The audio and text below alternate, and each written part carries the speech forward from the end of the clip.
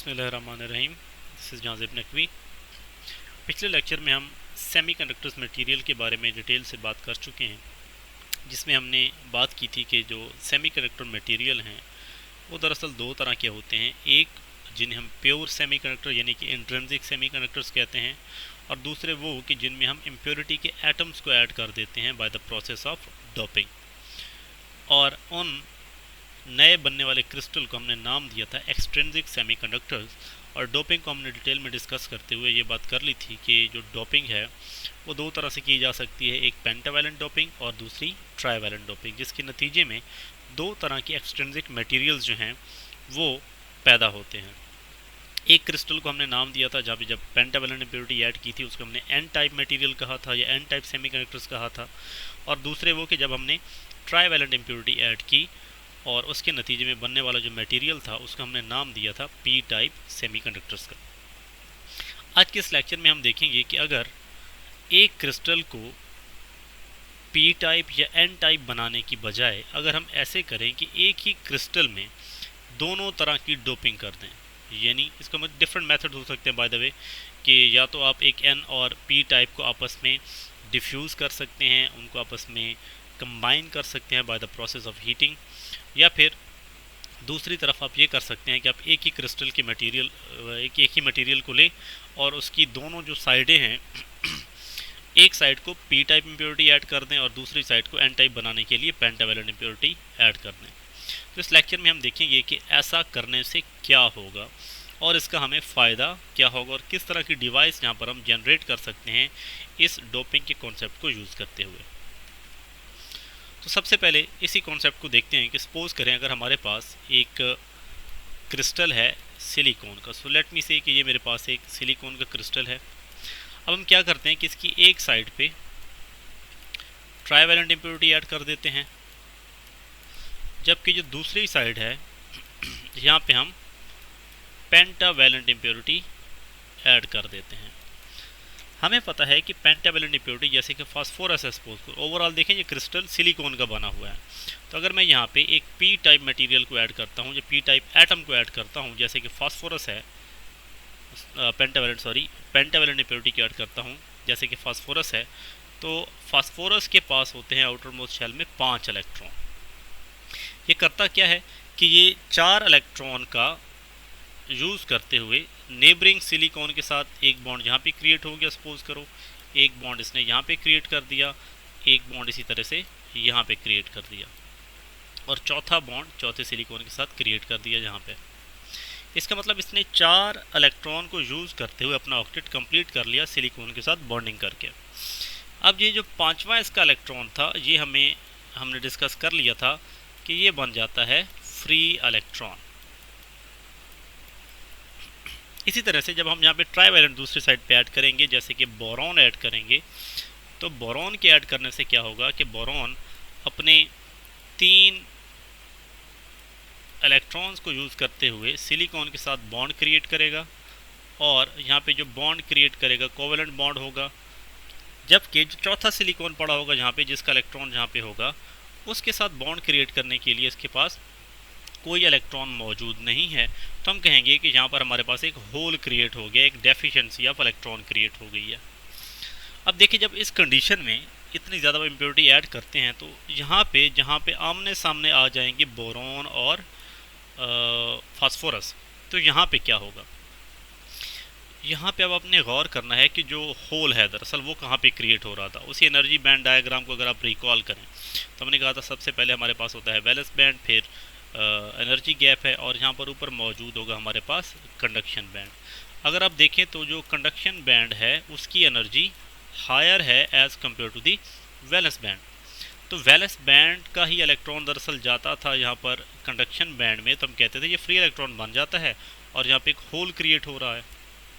इसका मतलब जो होल क्रिएट होता है दरअसल वो हमारे पास वैलेंस बैंड के अंदर होल क्रिएट हो रहा है, जबकि जो फ्री इलेक्ट्रॉन है वो पाया जाता है कंडक्शन बैंड के अंदर। तो यहाँ पे देखिए बोरॉन के पास एक डेफिशिएंसी ऑफ इलेक्ट्रॉन यानी कि होल मौजूद है। होल कहाँ पे होगा, ये वैलेंस बैंड के अंदर होगा। इसका मतलब इसकी एनर्जी कम होगी, जबकि जो फ्री इलेक्ट्रॉन है उसकी एनर्जी क्या है, ज़्यादा है। लेकिन इसमें ख़ास समझने की बात ये है कि यहाँ पर जो बोरोन का ये जो होल है, यानी जो बोरोन का बेसिकली वैलेंस बैंड है, उसका जो होल है उसका एनर्जी लेवल और जो फास्फोरस का फ्री इलेक्ट्रॉन होता है इसका एनर्जी लेवल सिमिलर होते हैं। तो जब ये आमने सामने आएंगे तो होगा क्या कि ये जो इलेक्ट्रॉन है ये क्या होगा, ये बोरोन कैप्चर कर लेगा।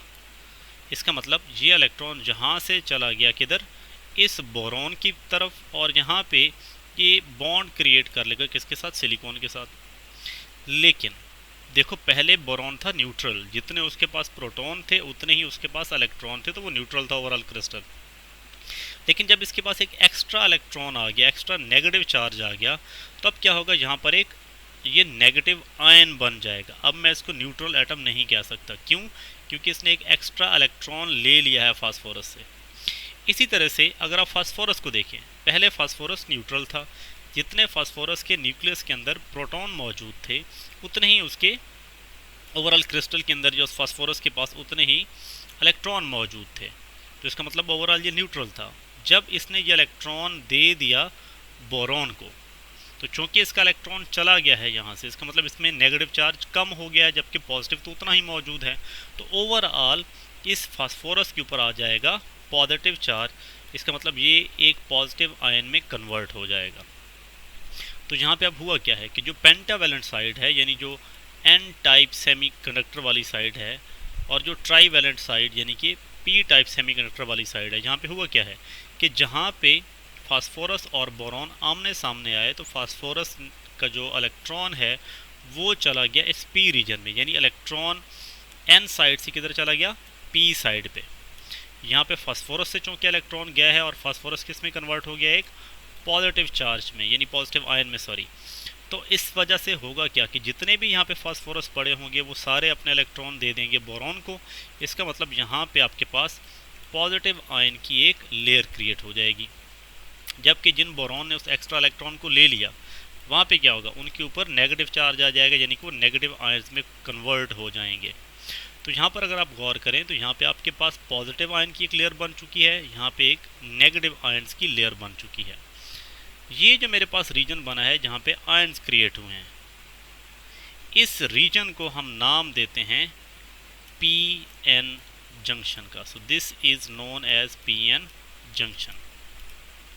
तो अभी तक हमें ये समझ में आ गया कि अगर हम एक ही सेमीकंडक्टर के क्रिस्टल को अपोजिटली डोप करेंगे, एक साइड पे एक तरह की डोपिंग कर रहे हैं, एक साइड पे दूसरी तरह की डोपिंग कर रहे हैं, तो जहाँ पे जो इम्प्योरिटी एटम्स हैं वो आमने सामने आएंगे, तो जो एन टाइप वाला फास्फोरस है वो अपना इलेक्ट्रॉन दे देगा बोरॉन को। इसकी रीज़न मैंने बता दी है। रीज़न क्या है इसकी कि ऐसा क्यों हो रहा है, भैया फास्फोरस क्यों दे रहा है बोरॉन को अपना इलेक्ट्रॉन, जब बोरॉन क्यों एक्सेप्ट कर रहा है उस इलेक्ट्रॉन को। तो उसकी रीज़न क्या है कि जो बोरॉन का होल है दरअसल उसकी जो एनर्जी का लेवल है और जो फास्फोरस का फ्री इलेक्ट्रॉन है, इनका एनर्जी लेवल आपस में सेम होता है, मैच करता है ऑलमोस्ट। तो इसी वजह से इसका जो इलेक्ट्रॉन है वो बोरॉन क्या करेगा, कैप्चर कर लेगा और बोरॉन के ऊपर ओवरऑल नेगेटिव चार्ज आ जाएगा। तो ये जो रीजन है जहाँ पे ये आयन्स फॉर्मेशन हुई है, इसे हम नाम दे रहे हैं पी एन जंक्शन का। अब दूसरा सवाल ये पैदा हो सकते हैं, भैया फास्फोरस तो और भी जहाँ पे पड़े होंगे एन साइड पे, इसी तरह जो पी साइड है वहाँ पे और भी बोरॉन पड़े होंगे, तो कब तक ये इलेक्ट्रॉन जो हैं वो इधर पी साइड पे जाते रहेंगे। देखो सपोज करो एक और फास्फोरस जहाँ पे पड़ा है उसके पास अभी अपना एक्स्ट्रा इलेक्ट्रॉन पड़ा हुआ है, इसका मतलब वो ओवरऑल न्यूट्रल है। अगर अब ये यहाँ पे जाने की कोशिश करेगा तो क्या होगा, देखो ऑलरेडी जहाँ पर नेगेटिव आयंस की एक लेयर पड़ी हुई है, तो नेगेटिव को रिपेल करता है। इसका मतलब अब अगर तो इस इलेक्ट्रॉन के पास एनर्जी जो है वो ज़्यादा है, काइनेटिक एनर्जी, तो ये बोरॉन की तरफ जा सकता है। लेकिन अगर यहाँ पे इन आयंस की वजह से जो नेगेटिव पोटेंशियल बिल्ट हुआ है, जो नेगेटिव की एक लेयर बन चुकी है चार्जेस की, ये नेगेटिव इसको क्या करेंगे, रिपेल करेंगे, ये आगे जाने से रोकेंगे। तो अगर तो ये ताकतवर है, अगर इसके पास एनर्जी ज़्यादा है, तो तब तो ये इस बैरियर को क्रॉस करते हुए आगे जाएगा और फास्फोरस को सॉरी बोरॉन के पास ये उसी तरह जाके डिफ्यूज़ हो जाएगा। इसका मतलब यहाँ पे एक और नेगेटिव आयन की लेयर क्रिएट हो जाएगी, ठीक है। और जहाँ से चूँकि फास्फोरस से इलेक्ट्रॉन निकल के आ रहा है, इसका मतलब यहाँ पे पॉजिटिव चार्जेस की एक लेयर क्रिएट हो जाएगी। अब देखिए अब यहाँ पे दो लेयर्स बन चुकी हैं, इसका मतलब अब मज़ीद अगर कोई इलेक्ट्रॉन आना चाहेगा तो उसको तो बहुत ज़्यादा नेगेटिव आयंस रिपेल कर रहे हैं, यानी एक वक्त ऐसा आएगा कि जब n साइड से इलेक्ट्रॉन की जो फर्दर डिफ्यूजन हो रही है वो डिफ्यूजन अब होना बंद हो जाएगी। अगर हम सिलिकॉन का क्रिस्टल लें, सिलिकॉन का क्रिस्टल, तो ये कब तक डिफ्यूजन होती रहती है? अब यहाँ पे एक थोड़ा सा और गौर करें अगर आप, तो एक साइड पे ओवरऑल पॉजिटिव चार्ज पड़ा हुआ है, एक साइड पे ओवरऑल नेगेटिव चार्ज पड़ा हुआ है। अगर एक साइड पे हाई कंसंट्रेशन बन जाए पॉजिटिव चार्ज की और दूसरी साइड पे हाई कंसंट्रेशन बन जाए नेगेटिव चार्ज की, तो हम कहते हैं कि यहाँ पर एक पोटेंशियल डिफरेंस बिल्ट हो गया है, पोटेंशियल डिफरेंस बिल्ट हो चुका है। पोटेंशियल डिफरेंस के कॉन्सेप्ट को डिटेल में आप डिस्कस करोगे इलेक्ट्रोस्टैटिक्स के चैप्टर के अंदर, लेकिन फ़िलहाल इतना याद रख लें कि ये जो पोटेंशियल डिफरेंस है ये ऐसी है कि जैसे सपोज़ करो आप ग्रेविटी की फील्ड के अंदर बात करते हो कि सपोज़ करो अगर आपके पास मान लो कि ये कोई पहाड़ी है, अगर पानी यहाँ से आएगा तो पानी क्या होगा? नीचे चला जाएगा। ये नीचे क्यों जा रहा है? ये जाता है ग्रेविटी की पोटेंशियल की वजह से, जिसको हम पोटेंशियल एनर्जी कहते हैं कि इसके पास पोटेंशियल एनर्जी थी इसलिए नीचे चला गया। अब मान लो अगर आप यहाँ पे पॉजिटिव चार्ज जिस तरह बहुत ज़्यादा पड़ा हुआ है, यहाँ पे नेगेटिव चार्ज बहुत ज़्यादा पड़ा हुआ है, मान लो कि एक छोटा सा पॉजिटिव चार्ज मैं लेता हूँ, उसको यहाँ पे प्लेस करने की कोशिश करता हूँ, तो क्या होगा? पॉजिटिव इसको रिपेल करेगा, नेगेटिव अपनी तरफ अट्रैक्ट करेगा, तो ये इधर मूव करेगा, ये इधर जाना शुरू हो जाएगा। ये ऐसे ही है जैसे पानी ऊंचाई से नीचे आ रहा था। अब चूँकि यहाँ पे पॉजिटिव बहुत ज़्यादा पड़ा हुआ था, तो इसी वजह से यहाँ वाला जो पॉजिटिव आपने नया प्लेस किया वो इधर जाना शुरू हो गया। इसका मतलब यहाँ पर एक पोटेंशियल बिल्ट हो गया है, ये हाई पोटेंशियल कहलाएगा और ये जो नेगेटिव साइड है ये लो पोटेंशियल कहलाएगी। तो ये जो पोटेंशियल का डिफरेंस जहाँ पे एग्जिस्ट हुआ है इसको हम नाम देते हैं पोटेंशियल डिफरेंस का, जिसको हम डेल्टा वी से रिप्रेजेंट करते हैं। तो अगर आपने सिलिकॉन का क्रिस्टल लिया हुआ है तो उस केस में क्या होगा यहाँ पर कि जब यहाँ पर जो पोटेंशियल डिफरेंस है वो 0.7 वोल्ट इतना जब पोटेंशियल बिल्ट हो जाएगा तो फिर मज़ीद यहाँ से कोई भी इलेक्ट्रॉन इधर नहीं जा पाएगा। वजह क्या है कि ये जो पोटेंशियल डिफरेंस है दरअसल ये आने वाले इलेक्ट्रॉन को जो नेगेटिव आयंस की एक लेयर पड़ी हुई है उसको रोकेगी। इसी को ज़्यादा बेहतर डायग्राम में देखते हैं। यहाँ पे तो मैंने कोशिश की आपको ज़्यादा बेहतर कॉन्सेप्ट समझा सकूँ खुद से लिख के। इसी को यहाँ पे देखते हैं कि पीएन जंक्शन अभी तक हमने समझ लिया क्या है और ये कैसे बना। पीएन जंक्शन क्या है जी? If a single semiconductor material is doped with both trivalent and pentavalent impurities. तो आपने क्या किया था? ट्राइवैलेंट और पेंटावैलेंट दोनों तरह की इम्प्योरिटीज़ एक ही क्रिस्टल के अंदर ऐड कर दी थी। That mean both P type and the N type region are created. तो एक साइड पे पी टाइप रीजन क्रिएट हुआ था, दूसरी साइड पे एन टाइप रीजन क्रिएट हुआ था एक सिंगल सब्सटेंस के अंदर। इसके नतीजे में क्या हुआ? As a result a special barrier is created. अब इसको बैरियर क्यों कह रहे हैं? देखो बैरियर कहने की वजह क्या है कि यहाँ पे जो इलेक्ट्रॉन्स थे फास्फोरस के पास, देखो उनको आगे जाने से रोक रहा है ये वाला हिस्सा, ये जो आयंस की लेयर बन चुकी है। तो चूँकि ये इलेक्ट्रॉन को इधर जाने से रोक रहा है, रोकने वाली चीज़ को ही तो बैरियर कहते हैं, इसी वजह से इसको बैरियर का भी नाम दे रहे हैं। So as a result a special barrier is created at the boundary of this two region. Boundary का मतलब क्या है कि जहाँ पे ये दोनों मिल रहे हैं आपस में, of this two reasons which stops the flow of charge carrier. Charge carrier यानी कि इलेक्ट्रॉन, इधर इलेक्ट्रॉन है, यहाँ पे होल्स हैं, अभी मैं होल्स को डिस्कस नहीं कर रहा, फिलहाल आप इसको इलेक्ट्रॉन के कॉन्सेप्ट से ही समझें कि जो इलेक्ट्रॉन है वो इधर जाने से रुक गए, चार्ज कैरियर इधर जाने से रुक गए। Which stop the flow of the charge carrier and is called as P N junction. Hopefully कि अब तक आपको पी एन जंक्शन की ये जो डेफिनेशन है, ये जो कॉन्सेप्ट है, ये क्लियर हो चुका होगा। अब साथ ही साथ मैंने कहा कि देखो जैसे कि यहाँ पे, अब यहाँ पे देखो पी टाइप रीजन, मैंने यहाँ पे इस साइड पे एन टाइप बनाया था, यहाँ पे पी टाइप बनाया था। इस डायग्राम में देखो तो यहाँ पे पी है और यहाँ पे एन है। एन साइड भी देखो तो पॉजिटिव आयन की लेयर बनी थी क्योंकि फास्फोरस ने इलेक्ट्रॉन दे दिया था। तो जो एन साइड जहाँ पे आपको दिख रहा है, इस साइड पे यहाँ पे देखो तो एक पॉजिटिव आयन की लेयर बनी है, जबकि जो पी साइड है जहाँ पे बोरॉन ने इलेक्ट्रॉन को एक्सेप्ट किया था, नेगेटिव आयन में कन्वर्ट हुआ था, तो जहाँ पे आपको नेगेटिव आयन नज़र आ रहे हैं, ये नेगेटिव आयन बोरॉन के हैं बेसिकली। तो यहाँ पे मैंने कहा था एक पोटेंशियल डिफरेंस बिल्ट हो जाएगा, ऐसे ही है ना सॉरी।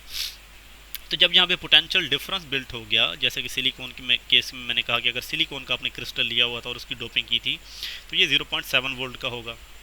अगर जर्मेनियम लेते हैं और उसके लिए आप सेम इस तरह से डोपिंग करते हैं तो फिर 0.3 वोल्ट जब हो जाएगा तो फिर मज़ीद जो इलेक्ट्रॉन है वो यहाँ पे दूसरी तरफ साइड पे जाके बोरॉन के साथ डिफ्यूज़ नहीं हो पाएंगे। अब देखो दरअसल तो यहाँ पे पोटेंशियल डिफरेंस बिल्ट हुआ है और यही पोटेंशियल डिफरेंस क्या करें इलेक्ट्रॉन को जाने से रोक रहा है इस तरफ से, इधर नहीं जाने दे रहा इस इधर फास्फोरस के पास जो इलेक्ट्रॉन पड़े हैं।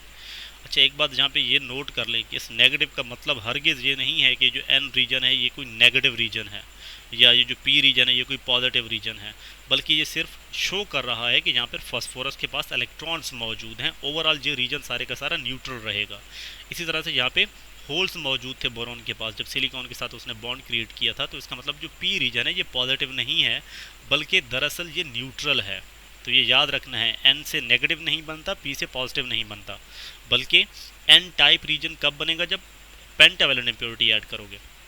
तो जहाँ पर ये रीजन भी न्यूट्रल है, ये रीजन भी न्यूट्रल है, सिर्फ यहाँ पर आपके पास आयंस क्रिएट हुए हैं एक साइड पे पॉजिटिव आयन, एक साइड पे नेगेटिव आयन, और पोटेंशियल डिफरेंस बिल्ट हुआ है, जिसके नतीजे में further diffusion of electrons and the holes, यानी होल इधर नहीं जा सकते, इलेक्ट्रॉन इधर नहीं आ सकते, तो ये इनको रोक दिया। इसी वजह से अब हम इसको एक और नाम भी दे सकते हैं, पीएन जंक्शन तो हमने पढ़ लिया ये क्या होता है, लेकिन पीएन जंक्शन की बजाय अब इसी रीजन को हम एक और नाम दे देते हैं, जिसे हम कहते हैं पोटेंशियल बैरियर।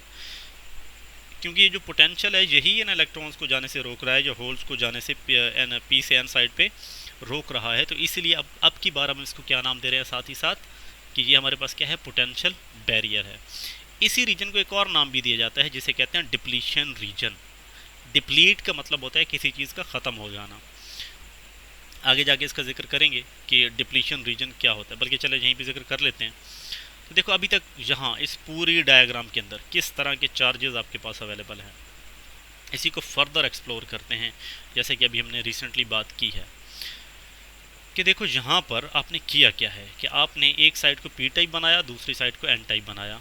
इस नीचे एनिमेशन में आप इसी चीज़ को देख सकते हैं कि यहाँ पे क्या हुआ कि अगर आप यहाँ पे गौर करें तो ये जो आपके पास एक साइड पी है, दूसरी एन टाइप है, इन दोनों को जब मिलाया, ये जो बाउंड्री थी जिसको आप पीएन जंक्शन कह रहे थे, इधर के इलेक्ट्रॉन यानी एन टाइप वाले इलेक्ट्रॉन किधर चले गए, इधर के होल्स के पास।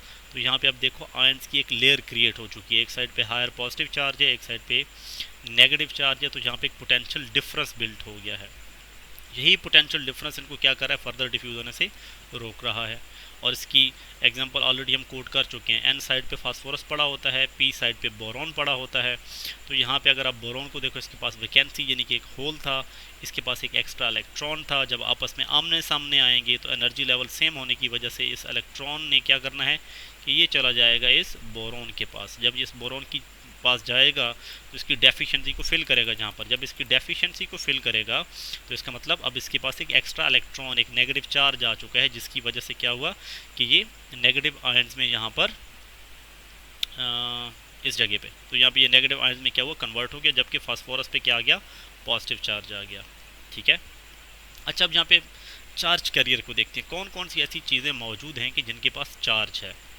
देखो, एक तो हमने पी साइड पे क्या देखा कि यहाँ पे सॉरी एन साइड है, एन साइड में क्या था, फास्फोरस था। फास्फोरस के पास एक इलेक्ट्रॉन था जो इसके कंडक्शन बैंड में मौजूद था, और कंडक्शन बैंड में हमें पता है फ्री इलेक्ट्रॉन्स होते हैं जो क्रिस्टल में मूव करते रहते हैं विद इन दी एटम, एक एटम से दूसरे एटम के पास जा सकते हैं, रैंडम मोशन होती है। इसी तरह जो पी साइड है, यहाँ पे होल्स थे, एक इलेक्ट्रॉन एक होल को फिल करेगा तो अपनी जगह पे पीछे क्या करेगा, एक वैकेंसी क्रिएट कर देगा। तो यहाँ पर होल्स जो है वो रैंडमली मूव कर रहे होते हैं। तो यहाँ पे रैंडम मोशन पी साइड पे होल की है, यहाँ पे एन साइड में क्या है, हमारे पास रैंडम मोशन है इलेक्ट्रॉन्स की। ये दोनों साइडों में जो चार्जेस हैं नेगेटिव और पॉजिटिव, वो दरअसल मूव कर रहे हैं। इन्हें हम नाम देते हैं मूवेबल चार्ज कैरियर। तो मूवेबल चार्ज कैरियर कौन से हैं कि एन टाइप में जो इलेक्ट्रॉन्स हैं वो भी मूवेबल चार्ज कैरियर हैं, पी टाइप में जो होल्स हैं वो भी मूवेबल चार्ज कैरियर हैं। लेकिन इस डिप्लीशन रीजन में देखिए, ये जो आयंस बने थे हमारे पास, देखो यहाँ पर जो फास्फोरस का एटम पड़ा हुआ है, तो फास्फोरस ने तो बाकी सिलिकॉन के साथ बॉन्ड बनाया हुआ है, वो तो अपनी जगह से हिल भी नहीं सकता। इसी तरह से जो इस साइड पे बोरोन पड़े हुए हैं, बोरोन भी क्या किया हुआ है, उसने भी सिलिकॉन के साथ बॉन्ड बनाया हुआ है, तो वो एटम भी अपनी जगह से हिल नहीं सकता। दरअसल मुझे इसको आयन कहना चाहिए कि ये आयन भी अपनी जगह से नहीं हिल सकता। इसका मतलब ये वाले ऐसे चार्ज कैरियर हैं, ऐसे स्पीशी हैं कि जिनके पास चार्ज है, ये अपनी जगह से हरकत नहीं कर सकते, ये मूव नहीं कर सकते। तो चूँकि यहाँ पर ये मूव नहीं कर सकते, इसलिए हम इन आयंस वाले चार्ज को नाम देंगे इमूवेबल चार्ज कैरियर। तो अभी तक मुझे यहाँ पर जो चार्जेस मिले हैं, एक हमारे पास नेगेटिव चार्ज कैरियर यानी कि इलेक्ट्रॉन जो कि एन रीजन में मौजूद हैं, ये मूवेबल चार्ज कैरियर हैं। पी रीजन में जो होल्स हैं ये मूवेबल चार्ज कैरियर्स हैं। इसी तरह से जो नेगेटिव आयंस बने हैं ये हमारे पास इमूवेबल नेगेटिव आयंस हैं, यानी मूव नहीं कर सकते। और जो पॉजिटिव आयंस फास्फोरस वाले बने हैं ये भी इमूवेबल चार्ज कैरियर हैं, ये भी अपनी जगह से मूव नहीं कर सकते। ओके, डिप्लीशन रीजन की बात हो रही थी जी। तो देखो यहाँ पर सपोज करो, जैसे मैंने पहले बताया कि आपके पास एक साइड पे हाई पॉजिटिव पोटेंशियल है, एक साइड पे लोअर नेगेटिव पोटेंशियल है। मान लो कि बाकी तो सिलिकॉन तो होगा ना, यहाँ पे सिलिकॉन के साथ ये तो बॉन्ड बनाया हुआ है फास्फोरस ने भी और बोरॉन ने भी। तो मान लो कि अगर टेम्परेचर बढ़ता है और वो बॉन्ड ब्रेक हो जाता है, तो हमने कहा था एक होल जनरेट होगा और एक इलेक्ट्रॉन जनरेट होगा। इलेक्ट्रॉन पे है नेगेटिव चार्ज, तो मान लो कि अगर यहाँ पर एक नेगेटिव चार्ज जनरेट हो गया, एक इलेक्ट्रॉन जनरेट हो गया, तो क्या होगा, नेगेटिव इसको रिपेल करेगा, पॉजिटिव क्या करेगा, अट्रैक्ट करेगा। इसका मतलब ये जो पोटेंशियल डिफरेंस बिल्ट हुआ है ये इस इलेक्ट्रॉन को पुश करेगा और भेज देगा वापस किस तरफ, इस रीजन में, यानी कि एन रीजन में। और जहाँ पे अगर सपोज करो एक होल यानी कि एक पॉजिटिव चार्ज क्रिएट हुआ है, तो चूँकि इस पर पॉजिटिव चार्ज है तो पॉजिटिव इसको रिपेल करेगा, नेगेटिव अट्रैक्ट करेगा और इसको भेज देगा किस साइड पे, पी रीजन में। इसका मतलब यहाँ पे कोई भी मूव करने वाला चार्ज कैरियर मौजूद नहीं हो सकता। क्यों? क्योंकि जो पोटेंशियल डिफरेंस है वो इसको यहाँ से निकाल बाहर करेगा। दरअसल पोटेंशियल डिफरेंस भी नहीं, एग्जैक्टली मुझे इलेक्ट्रिक फील्ड कहना चाहिए, लेकिन अभी चूँकि हम उस कॉन्सेप्ट से फेमिलियर नहीं हैं तो उसका जिक्र मैं यहाँ पे नहीं कर रहा।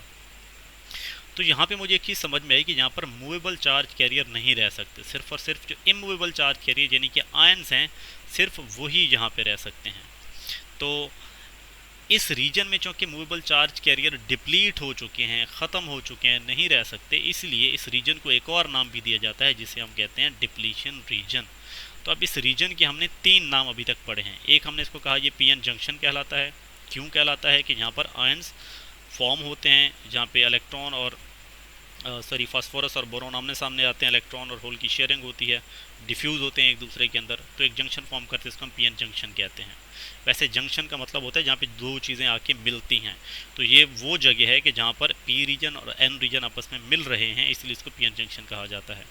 दूसरा हमने इसको पोटेंशियल बैरियर का नाम दिया। उसकी वजह क्या थी कि इधर के इलेक्ट्रॉन को इस तरफ जाने से रोक रहा है, जबकि पी साइड वाले होल्स को एन साइड पे जाने से रोक रहा है, तो इसी हमने नाम दिया था पोटेंशियल बैरियर का। और तीसरा हमने कहा कि यहाँ पे जो चार्ज कैरियर हैं, चूँकि मूवेबल चार्ज कैरियर, वो जहाँ से ख़त्म हो चुके हैं, वो जहाँ पे नहीं रह सकते, इसलिए हमने इसको तीसरा नाम दे दिया डिप्लीशन रीजन का। तो होपफुली आपको जो फॉर्मेशन है डिप्लीशन रीजन की या पीएन जंक्शन की या पोटेंशियल बैरियर की, अब तक वो क्लियर हो चुकी होगी। इसके प्रोसेस को यहाँ पे साइड पे मैंने समराइज़ कर दिया है, इसको आप रीड आउट कर सकते हैं कि फॉर्मेशन कैसे होती है पीएन जंक्शन की, जो आयंस हैं वो कैसे यहाँ पर जनरेट हो रहे हैं, जो डिप्लीशन लेयर है यानी यहाँ से जो मूवेबल चार्ज कैरियर हैं वो कैसे यहाँ से ख़त्म हो जाते हैं, और जो पोटेंशियल डिफरेंस बिल्ड होता है जिसको हम पोटेंशियल बैरियर कह रहे हैं वो कैसे बिल्ड हो रहा है। तो ये सारी चीज़ें आपको जहाँ तक होपफुली अब तक क्लियर हो चुकी होंगी। नेक्स्ट लेक्चर में हम जाके देखेंगे biasing of a PN junction. इसका बेसिक कॉन्सेप्ट यहाँ पे जिक्र करता चलूँ कि बायसिंग से मुराद क्या है। बायसिंग को देखने से पहले आप यहाँ पे ये चीज़ समझ लें कि हमारे पास जो मटेरियल बना है उसमें एक साइड पी टाइप है, दूसरी साइड एन टाइप है। जो एन टाइप है इसको कहा जाता है कैथोड, और जो पी टाइप है इसको कहा जाता है एनोड। अब ये जो एनोड हमें पता है, केमिस्ट्री में भी आप इससे फेमिलियर होंगे कि एनोड क्या है और कैथोड क्या है। अब क्या हो कि अगर मैं इसी के साथ, इस मटेरियल के साथ एक बैटरी जोड़ दूं, जैसे कि आपको यहाँ पे दिखाया गया, पहले हिस्से में अनबायस्ड है यानी आपने इसके अक्रॉस कोई यहाँ पे जो बैटरी है वो नहीं जोड़ी, लेकिन दूसरे हिस्से में देखें तो पी साइड को आपने बैटरी के पॉजिटिव टर्मिनल से जोड़ दिया जहाँ पर, और जो एन साइड है उसको बैटरी के नेगेटिव टर्मिनल से जोड़ दिया। इसका मतलब आपने बैटरी जोड़ दी। इस तरह से रिवर्स बायस में क्या हो रहा है कि जो पी साइड है उसको आपने जोड़ा है, उलट कर दिया बैटरी को, जहाँ पे नेगेटिव से जोड़ दिया पी साइड को और एन साइड को जोड़ दिया पॉजिटिव से। तो इन सिंपल बायसिंग का मतलब ये है कि आप किस तरह का पोटेंशियल अप्लाई कर रहे हो, किस तरह की बैटरी अप्लाई कर रहे हो एक पी एन जंक्शन के अक्रॉस। तो इंशाल्लाह नेक्स्ट लेक्चर में हम फर्दर इसको डिस्कस करेंगे कि biasing of a P N junction से यहाँ पर क्या मुराद है। जब हम बायसिंग करेंगे तो इस बायसिंग के नतीजे में किस तरह का फिनोमेना यहाँ पर जनरेट होगा और किस तरह की डिवाइस हमारे पास यहाँ पर जो है वो वर्कआउट करेगी। तो इंशाल्लाह मिलते हैं नेक्स्ट लेक्चर में।